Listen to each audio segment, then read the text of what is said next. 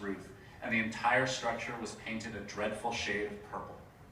Anyone who saw it might assume that the mansion's occupants were a bit on the strange side, and yet the boy at the window appeared perfectly normal.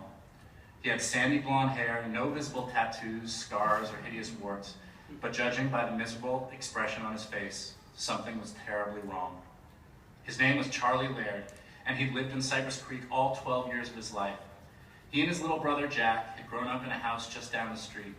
In fact, Charlie could see the old place from his new bedroom window. A different family of four owned it now, and every night Charlie watched the lights in his former home go out and imagined the kids snuggled up nice and safe, tucked into bed by their mother and father. He would have given almost anything to trade places with them. It had been 3 months since he'd moved to the Purple Mansion onto Chant Hill with his brother and father, and it had been 3 months since Charlie Laird had gotten a good night's sleep. Charlie took a step back from the window and saw his reflection in the glass. His skin was the color of curdled milk, and dark bags sagged beneath his red-rimmed eyes. He sighed at the sight and turned around to start his night's work. 38 heavy boxes sat in the center of the room. They were filled with video games and comic books and Little League trophies. Charlie had unpacked nothing more than a few changes of clothes. The rest of his belongings were still stowed away in their cardboard boxes, and every night before he lay down in his bed, he would move them. 19 boxes were used to block the door to the hall. The other 19 were pushed against the bathroom door. That often proved quite inconvenient.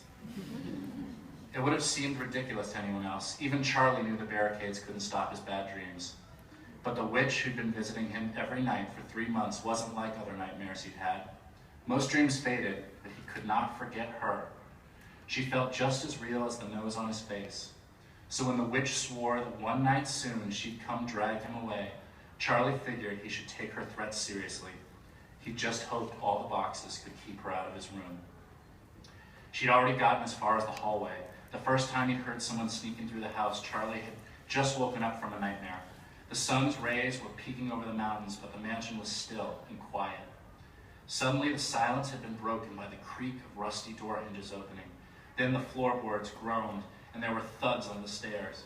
The footsteps were heavy enough to be an adult's, but when Charlie worked up the nerve to investigate, he found his father and stepmother still asleep in their bed. A few nights later, he heard the same thing again. Creak, groan, thud.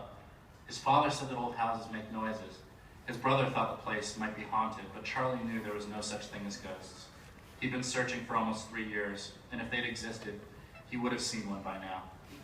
No, Charlie Laird had far bigger problems than ghosts.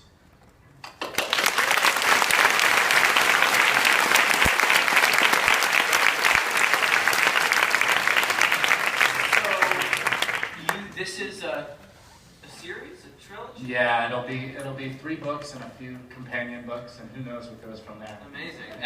Now, is this the screenplay?